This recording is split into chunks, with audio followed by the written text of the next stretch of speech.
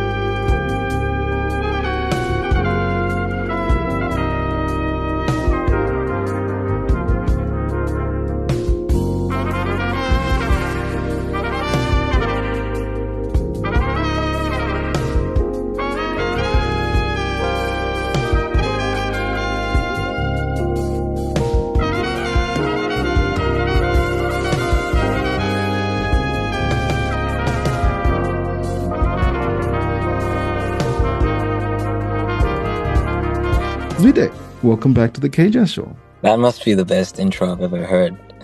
That was great. Thank you so much for having me, my brother. Welcome to the show. Welcome back. It's always great having you here. But, today feels a little bit different, and because of what you've brought us, maybe if I may put it that way, it's simply not a collection of music. Radicis feels like, an attempt to ask very serious questions about where Black music comes from. What happens when the music becomes disconnected from the conditions that produced it? And maybe what happens, or in fact, what responsibility musicians have to the histories and communities from which that music emerges.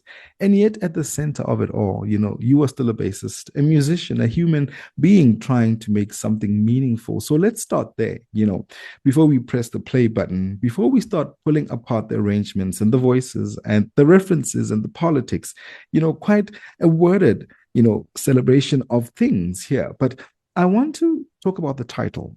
Sometimes the title is just a title. Maybe sometimes it is a doorway. And the first thing that struck me about the project is you've described Black radicalism as the root, while Black music becomes the sound of that root.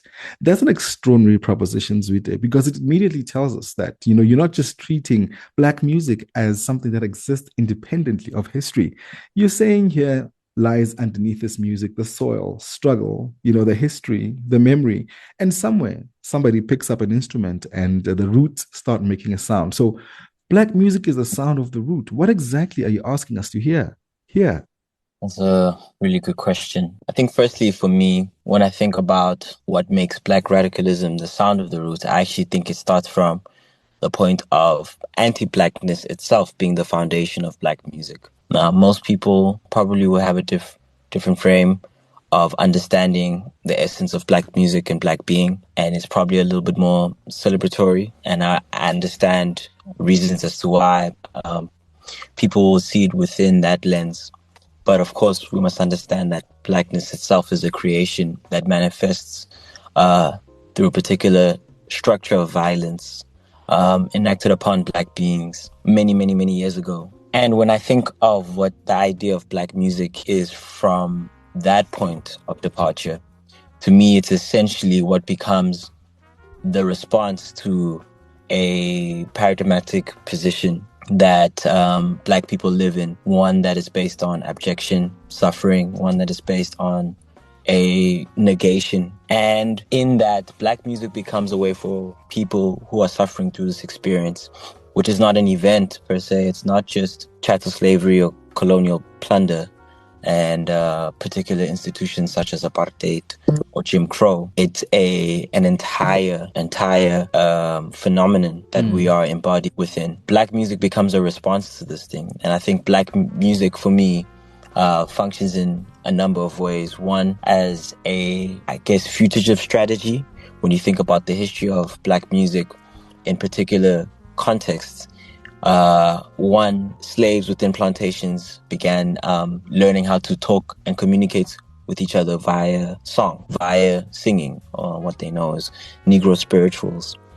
In the context of South Africa itself, we understand something like gumboot dancing being a way to communicate to fellow miners within a particular environment which does not encourage communications between these Black bodies or slaves. Yeah. And what stems from that is that Black people have found ways to make Black music itself and Black art a mode of encryption, a communication to be able to communicate with each other in such a way that can't be detected by slave owners, by the boss, by the oppressor.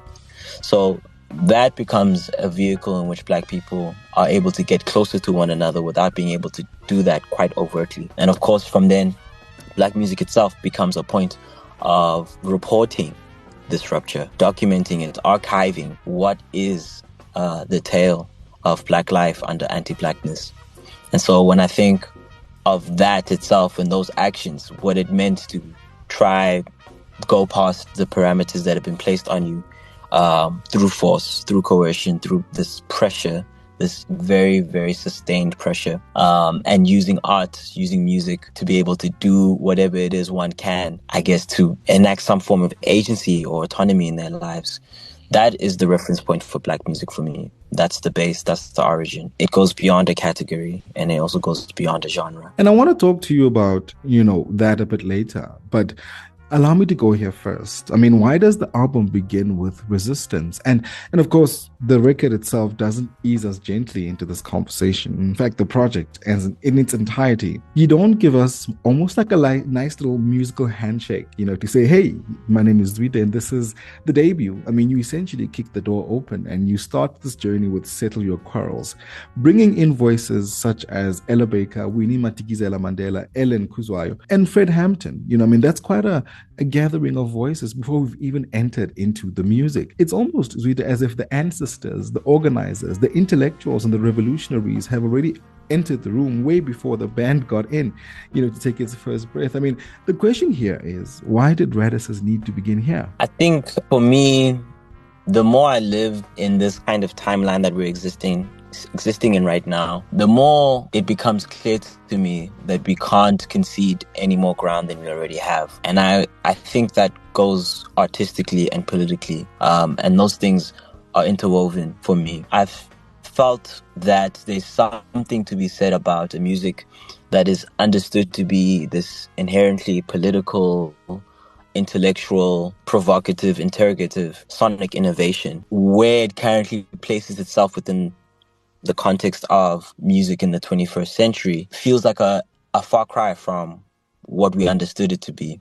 And I'm not saying this as if no one else is making music that is politically charged, that is thinking about these things. I hope people understand that.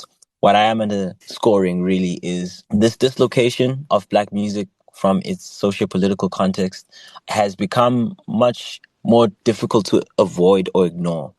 And people have felt this way. They felt this way because the whole world is slowly becoming more and more depoliticized to the point of apoliticism. I just felt as if there's no other point to begin from apart from that. Because before I'm a musician, I'm a black person. I just felt it was important to be able to start from that point. But the funny thing about it is that as much as it may seem political itself, it's also pretty personal. Yeah. In the sense that, one has need to look at the fact that there are so many quarrels that they should have settled, because there is a much bigger, much more menacing, much more ferocious, and much more nefarious thing looming over us. If we cannot get our things together, that thing that looms over us, fascism, anti-black violence, all the kinds of things that know how to divide people and tear black people apart. Yeah. It will do what it's functioning to do, what it's meant to do, with more ease, And I think I'm basically trying to say we shouldn't allow it to be that easy. We shouldn't allow the fight to be that easy. It's a fight that we may never win, but I don't believe in not fighting.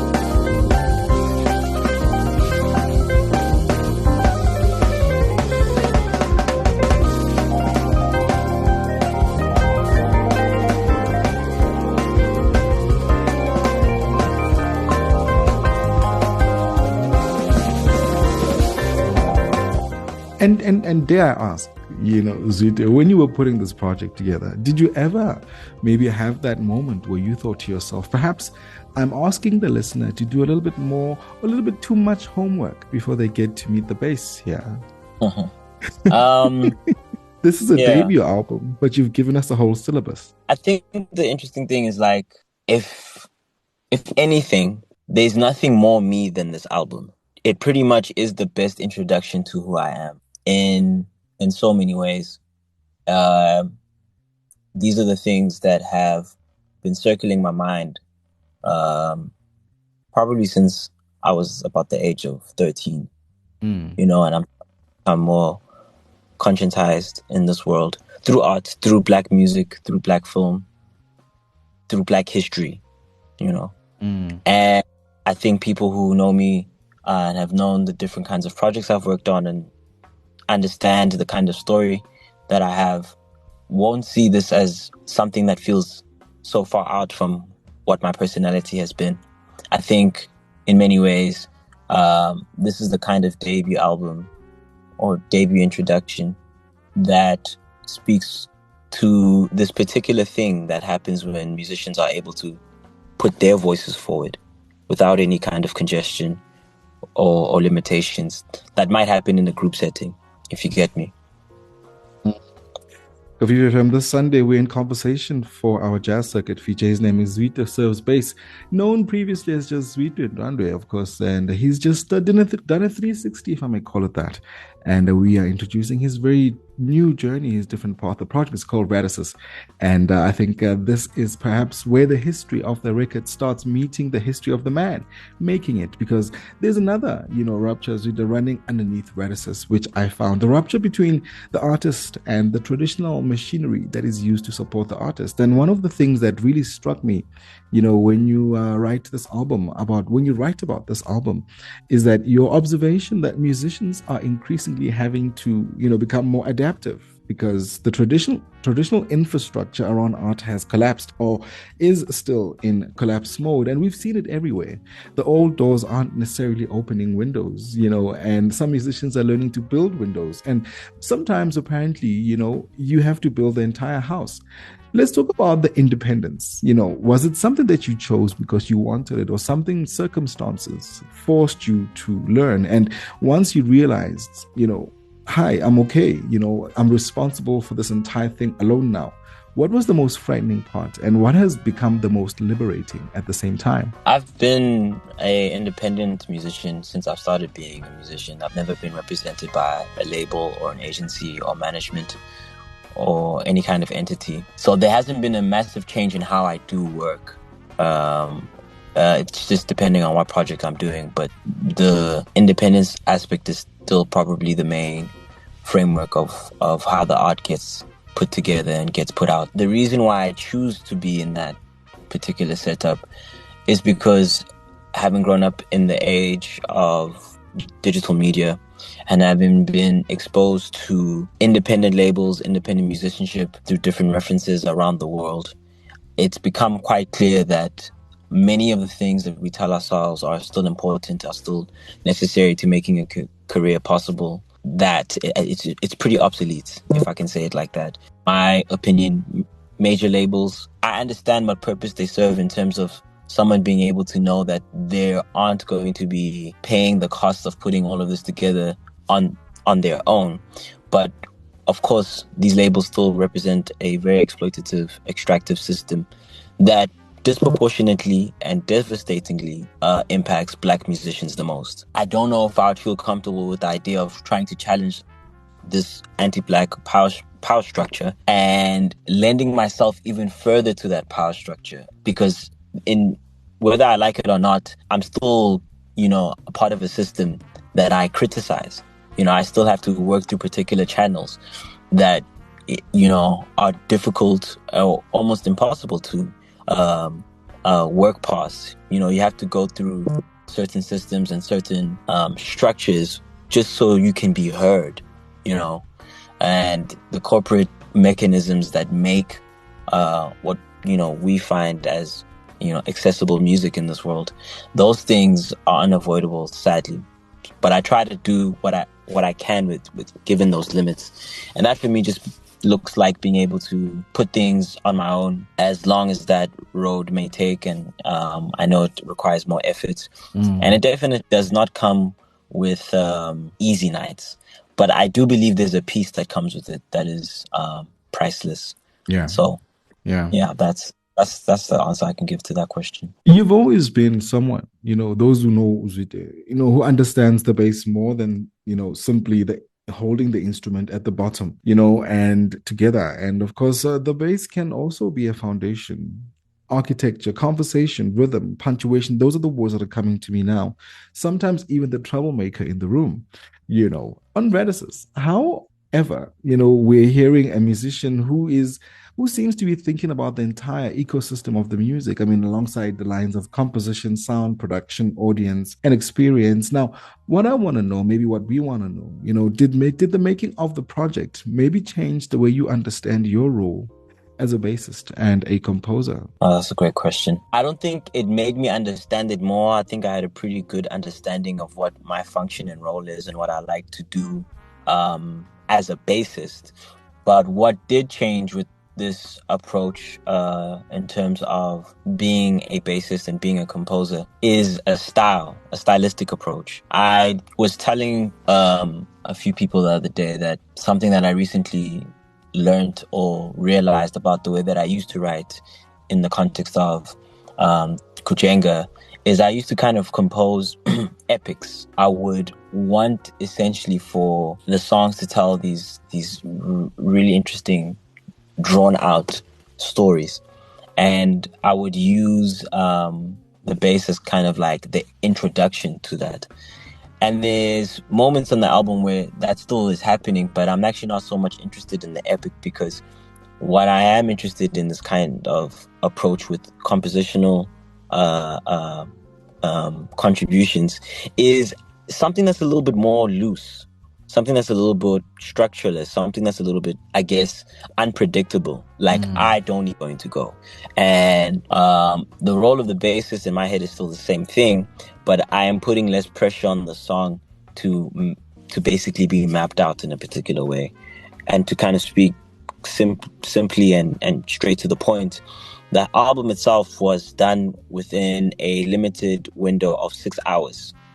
So our trumpeter was leaving for an international opportunity. I had wanted to record this album with these group of musicians: Bratty van Skalkvik on keys, Damien Kamenith on drums, and Shokomori on trumpet. I wanted to record with him for a while because we had been playing quartet shows. When he told me he was leaving, and I just, had like a week or so to put something together in terms of setting up a studio session, I didn't have the time to write compositions like, really that drawn out, anything like that. I basically said to myself, I'm going to actually let the music lead. That's the key difference, I guess, in this album, where I was really just going to work on loose ideas that I was going to flesh out with my cast.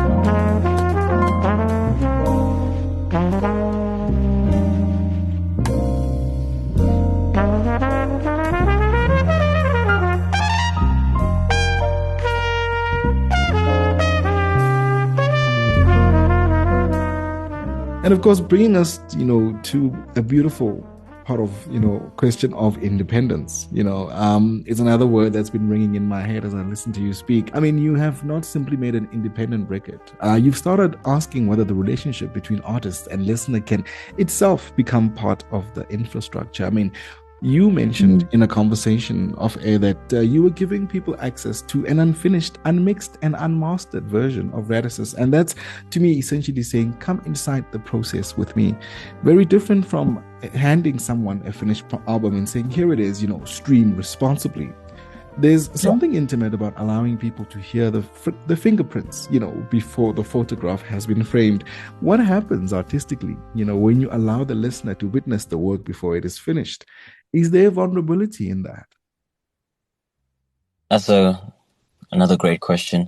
I think, well, one thing I can say about the quality of the music is that because I went into it thinking about this raw energy and, treating the music as if like we literally had 6 hours left with each other as musicians, I wanted to make sure that was captured. And when we realized it was, almost to the point where the bounces that were given back to us straight after recording sounded like they were already mixed and mastered. It felt good, and it felt interesting to know that I didn't have to go into this super producer mode.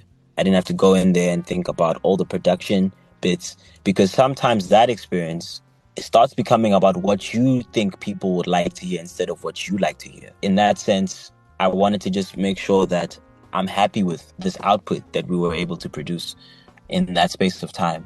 And from that position, the point that you mentioned now, that came from an economic situation that most people do not know, because there is this barrier, this chasm that exists between an artist and its audience.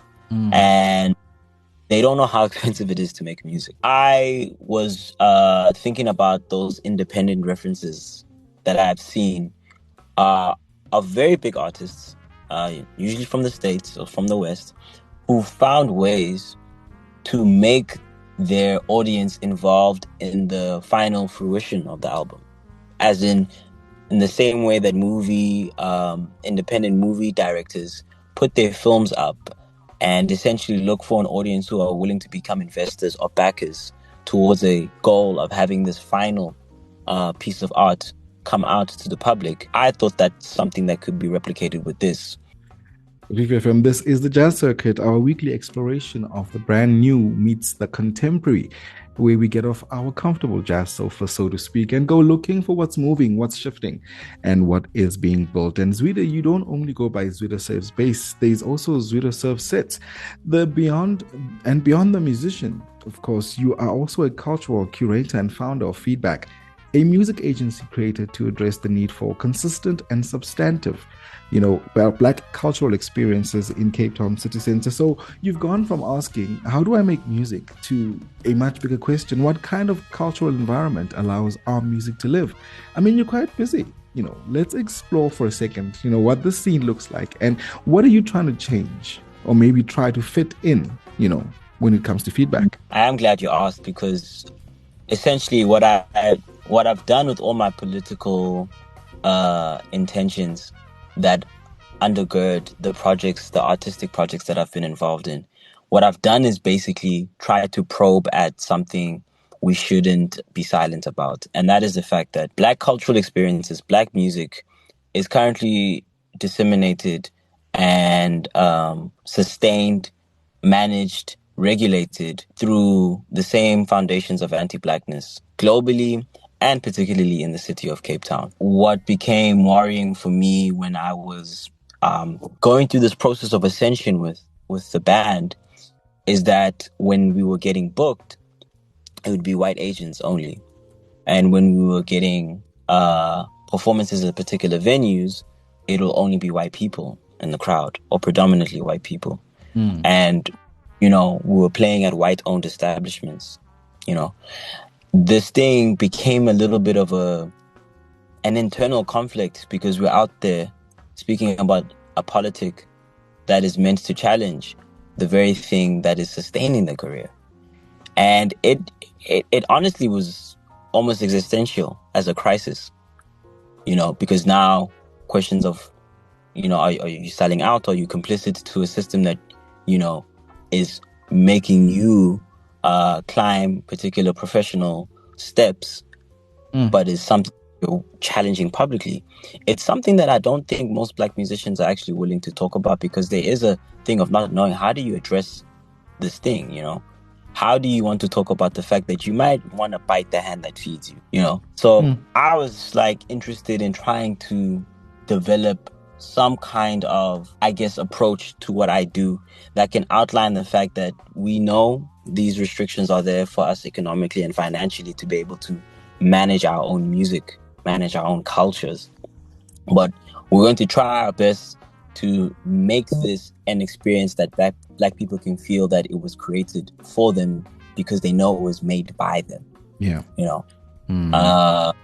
That's been my goal. I think my modus operandi since day one has been to try to figure those things out.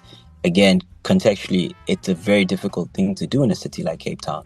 And maybe the album and this kind of person that I am is sharpened by the fact that I grew up in a city like Cape Town. And perhaps the beautiful thing about this conversation, Zwide, is that Radicis doesn't seem to arrive simply as a project. It arrives as an argument that musicians can rethink how they create, how they fund their work, how they relate to audiences, how they understand their histories, and ultimately how they define their success. Perhaps maybe there's another something even more beautiful happening here. Finally, the music comes through as a place of transcendence. And maybe after everything has happened, the most exciting thing here, as we wrap up, is where you've come from. Isn't where you've come from, but it's where you're no longer asking, where do I fit in? You're asking, where can I build? And that's a very different question. And of course, I think what's also fascinating is that by the time we reach the final piece, on the project, as listeners, we realize that this wasn't really an album that began with a bass guitar. It was a question asking, where does music come from? Who created the conditions for that music? Who gets to name it? Who profits from it? Who sacrifices? Who remembers? Who forgives? Who builds? And ultimately, again, who do we owe the music that carry us? Here, of course, a beautiful journey to watch you, as you move into this new chapter. And not because everything has suddenly become easy, no, but because you've taken the uncertainty and turned it into inquiry. You've taken independence and turned it into philosophy, an artistic philosophy. And of course, for that, thank you for taking the time to let us explore, as we did this new chapter with you. Thank you so much. I really appreciate it, and I appreciate thinking through these things with you. It's an honor for me to be able to talk with people who are also so important to this ecosystem that I'm trying to nudge towards, So I really appreciate it, my brother. And I hope this can be a conversation that can maybe start more conversations. Absolutely. I look forward to even books being written about it, because the final question isn't where does Radicis take you? Perhaps it's what kind of musician are you becoming because you've made it? And that is a question that is a broad one to all musicians. Now that you've laid this one album out, what have you become since you've had that conversation, of course? And that will be one you and I will have another day, hopefully in studio. For now, the root has been found. Now let's hear the sound of it, of course, here on the Jazz Circuit. He is a bassist. He's a composer. He's a cultural curator, a builder of musical spaces. He is Zwide Serves Bass. And the project is called Radicis. Do look out for it. Seek it out. Sit with it. Argue with it. Dance with it. And perhaps most importantly, listen to what is underneath the sound. His name is Zwide Serves Bass. Radicis this Sunday, and he was on the K-Jazz Show.